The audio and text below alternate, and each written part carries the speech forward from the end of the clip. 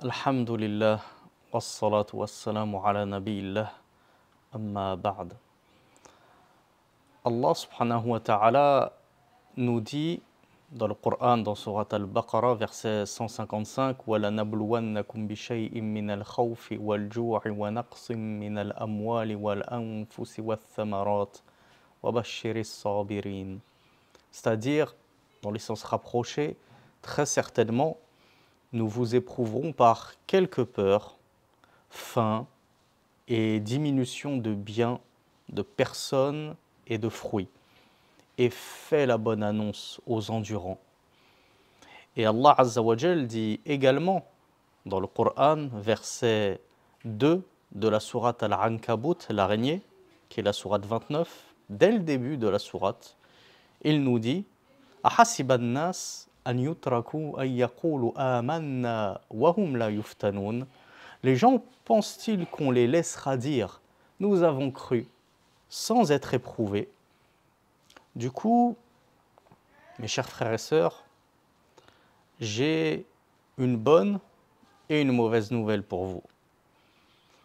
Et je mets le mot « mauvaise » entre parenthèses et on expliquera pourquoi à la fin de ce rappel, Inch'Allah.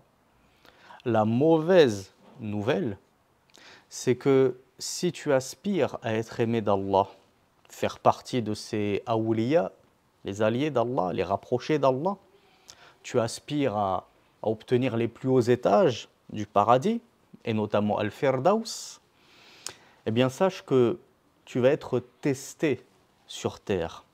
Et plus encore, plus ta foi sera forte, puissante, élevée, intense, plus tu aimeras Allah.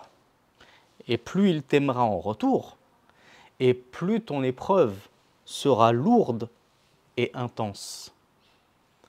Quant à la bonne nouvelle, c'est que si tu patientes et que tu endures durant ces épreuves-là, avec foi, résignation, eh bien, cette endurance et cette patience face aux épreuves d'Allah et face à ces maux qui te touchent, sache que cela va t'apporter une récompense exceptionnelle qui dépasse l'entendement. Cela va même au-delà de tes espérances les plus folles. Oui, Allah nous le dit dans la sourate Az-Zumar, les groupes, verset 10, « Innama yuwaffa as-sabiruna ajrahum bighayri hisab » Allah nous dit, les endurants, donc face à l'épreuve, recevront leur récompense sans compte. C'est-à-dire qu'Allah ne va pas compter. Certains mufassiroun, certains exégètes nous disent, il ne va pas leur donner leur récompense au poids ou au kail. Le kail, c'est ce que l'on pèse comme ça, entre guillemets. C'est une quantité de mesure avec les deux mains. Ils ont voulu montrer que Allah n'allait même pas quantifier et calculer leur récompense. Il va leur donner comme ça de ses largesses et de ses bienfaits sans compter. Allahu Akbar. Mais cette récompense exceptionnelle qui ne sera même pas comptée, dénombrée, elle est réservée à l'élite, c'est-à-dire aux endurants. Ceux qui patientent avec foi lorsqu'Allah Azza wa Jal les teste et les éprouve dans l'épreuve.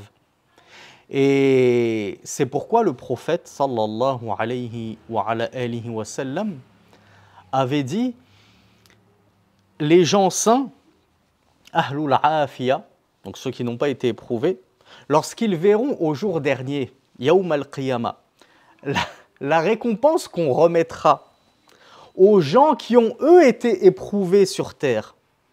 Alors ils aimeraient à ce moment-là, les gens qui ont été saints sur terre, qui n'ont pas été trop éprouvés, jamais malades, jamais touchés par des épreuves, etc.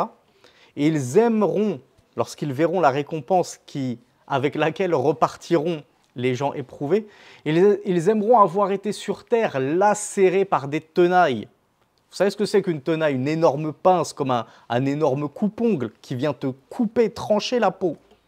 Ils aimeraient avoir été lacérés en lambeaux sur terre afin de prendre eux aussi cette récompense inestimable qui attend les éprouvés. Bien sûr, qui attend les patients parmi les éprouvés. Ce hadith, il se trouve dans les Sunan d'At-Tirmidhi numéro 2402. Et d'ailleurs, le prophète sallallahu alayhi wa sallam avait été questionné par ses compagnons. Il lui avait demandé qui sont les plus éprouvés des gens. Alors il leur a répondu Al-Anbiya, thumma al-amthal fal-amthal. C'est-à-dire, les plus éprouvés des gens, ce sont les prophètes. Ah oui, je vous ai dit, si tu veux avoir la récompense la plus haute, faut que tu fasses partie de l'élite. Et comme je te le disais en introduction, si tu veux faire partie de cette élite, si tu veux faire partie de ceux qui aiment le plus Allah, et qu'Allah aime le plus, eh bien sache que tu vas être testé, tu vas être éprouvé pour tester la véracité de ta foi et son intensité. Voilà pourquoi les plus éprouvés d'entre tous les gens étaient naturellement les prophètes d'Allah. Salawatullah wa salamuhu alayhim ajma'in. Puis le prophète sallallahu alayhi wa sallam poursuit. Donc il nous dit, puis ceux qui s'en rapprochent le plus al-amthal, c'est-à-dire le plus vertueux, le plus pieux, qui se rapprochent le plus du niveau des prophètes. Bien sûr, on le sait, il n'y a pas mieux qu'un prophète, si ce n'est les messagers, qui ont un cran en dessus du simple prophète. Donc les plus éprouvés, ce sont les prophètes, puisque tout messager est prophète. Mais tout prophète n'est pas forcément messager. Puis après les prophètes d'Allah, les envoyés d'Allah, qui vient ceux qui s'en rapprochent le plus en termes de foi, leurs nobles compagnons, et ainsi de suite. Donc le prophète, sallallahu alayhi wa sallam, nous dit, et ainsi de suite. Plus tu seras pieux, plus tu seras éprouvé. Et il nous dit, ainsi l'homme est éprouvé en fonction de sa religion, c'est-à-dire en fonction de l'intensité, de la force et de la sincérité de sa religion.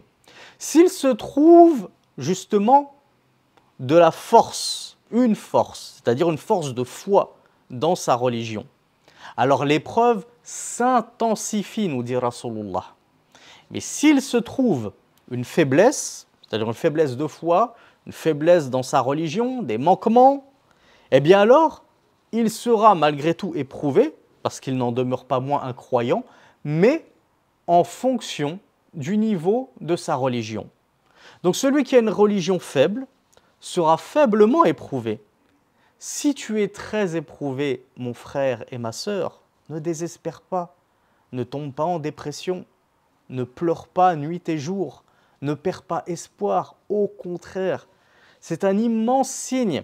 Il se peut, je l'espère de tout cœur pour toi, que si tu es autant éprouvé, c'est peut-être parce que tu es très aimé d'Allah, que tu te rapproches de cette piété intense qu'Allah Azza wa Jal attend de toi. Parce que j'ai encore besoin de rappeler ce verset qui est le but de notre existence. وَمَا خَلَقْتُ الْجِنَّ وَالْإِنسَ إِلَّا لِيَعْبُدُونَ. Et je n'ai créé les djinns et les hommes que pour qu'ils m'adorent, nous dit Allah. C'est ça le but de notre existence. Donc Allah Azza wa Jal attend de nous une soumission totale, une adoration parfaite, une foi forte et puissante. Et plus cette foi sera forte et puissante, et plus Rasulullah nous a informé que nous allons être éprouvés, nous allons être testés. Les épreuves vont s'intensifier. Plus ta foi s'intensifiera, et plus tes épreuves s'intensifieront. Le prophète sallallahu alayhi wa sallam termine ce hadith que vous retrouverez dans les Sunan d'At-Tirmidhi numéro 2398 en disant « Les épreuves ne cessent de toucher le serviteur jusqu'à ce qu'elle le quitte, tandis qu'il marche sur terre sans porter un seul péché. » Regardez, c'est-à-dire que plus les épreuves vont te toucher et plus elles vont t'effacer de tes péchés, au point qu'à un moment, « Inna ma'al usri yusra » comme nous le dit Allah subhanahu wa ta'ala, certes, avec la difficulté, il y a une facilité. Et donc, à un moment donné, Allah va te dissiper ces maux. Il va enlever de toi cette épreuve. Il va te guérir si tu es malade. Il va apaiser ton cœur si tu as perdu un proche. Et ainsi de suite. Ne t'inquiète pas, le secours d'Allah viendra. Patiente, c'est tout ce qu'il t'est demandé. Patiente et attends avec endurance qu'Allah vienne lever ce qu'il t'a lui-même, ce qu'il a lui-même fait descendre sur toi. Cette chose que tu réprouves, ce mal que tu considères comme une nuisance, il n'est descendu sur toi que par la permission du tout miséricordieux. Et c'est lui seul qui enlèvera ce mal, qui le dissipera. Donc, le prophète sallallahu alayhi wa sallam nous dit que les épreuves vont se succéder chez le serviteur et donc ça va lui faire à chaque fois enlever des péchés, ça va le purifier et ainsi de suite jusqu'à ce qu'elle finisse par le quitter, tandis qu'il se retrouvera sur terre à vaquer à ses occupations, à marcher, tandis qu'il ne portera plus aucun péché sur le dos. Il aura été expié et absous de toute faute. Par la cause de quoi? Par la cause de ces épreuves qu'Allah Azza wa Jalla a fait descendre sur lui et par la cause de la patience dont il a fait preuve face à toutes ces épreuves. Donc, mon ami, si tu pensais que en devenant pieux et vertueux, en t'investissant encore plus dans ta religion, toi ma sœur en te mettant à porter le voile, le djilbab, alors que tu es la seule dans toute ta famille à le mettre, dans tout ton collège, toute ta classe, ou je ne sais quoi, toi Harry, en t'investissant dans la religion, en fréquentant assidûment les mosquées, en lisant le Coran, alors que tous tes amis, eux, c'est les jeux vidéo, c'est le cinéma, c'est les filles dans le haram, etc. Tu te dis, je vais mener une vie de quiétude, de paix, sans rencontrer plus aucun obstacle, parce que je me suis mis dans le dîn, et alors je vais faire partie des alliés d'Allah, et donc plus aucun mal ne me touchera, plus aucune épreuve, plus aucune tristesse ne m'atteindra. Si tu penses cela, sache que tu t'es trompé dans un certain sens. Pourquoi je dis dans un certain sens? Parce que, dans un sens, tu t'es trompé parce que cette vie, cette dunya, cet ici-bas, c'est une terre d'épreuves et de tests. Ce n'est pas le paradis, ce n'est pas la terre de la récompense où on va recevoir la récompense qu'Allah Azza wa Jal nous a promis. Non, c'est une terre sur laquelle on se trouve pour œuvrer. Et on va œuvrer en bien ou en mal en fonction des épreuves qu'Allah va faire descendre sur nous et des tests. Donc on n'est pas là pour se reposer, on n'est pas là pour se la couler douce, au contraire. On est là pour travailler, pour œuvrer et affronter avec témérité, avec courage, les épreuves qui vont se dresser et les obstacles qui vont se dresser tout au long de ce long parcours qu'est le chemin de la foi vers Allah subhanahu wa ta'ala. Mais effectivement, dans un sens, si tu te rapproches toujours un peu plus de l'élite, il se pourrait que tu te retrouves dans ce cas qu'ont atteint les prophètes, les envoyés, et que cette piété que tu auras développée à son paroxysme, elle te permettra alors de supporter les épreuves, au point même que tu pourras atteindre ce stade absolu, ce paroxysme et cet apogée dans la foi, que tu vas carrément pas juste patienter dans l'épreuve et dans les mots qui te touchent, mais tu vas carrément agréer cela. Tu vas dire Alhamdulillah, je suis satisfait de cette maladie qui m'a touché. J'agrée la perte de mon emploi. On m'a chassé de ce pays dans lequel je m'étais réfugié en hijra du jour au lendemain, sans raison, avec la pire des iniquités. Alhamdulillah. N'est-ce pas la décision d'Allah? Oui. Alors alhamdulillah. Alors forcément, il n'y a que du bien en cela. Et tu vas même tellement pousser ta foi à son paroxysme et à son apogée, qu'en plus d'agréer et d'être satisfait du destin d'Allah pour toi, tu vas même aller jusqu'à le remercier pour ce mal qui t'a touché. Tu vas lui dire merci Allah. Merci pour cette maladie. Oui, j'étais entre la vie et la mort. Oui, j'ai failli y rester. Oui, j'ai perdu tous mes biens. On m'a chassé de mon pays, on m'a chassé de ma maison, etc. J'ai tout perdu. Ma maison, ma voiture, etc. Oui, Allah a repris ma femme et mes enfants dans un accident.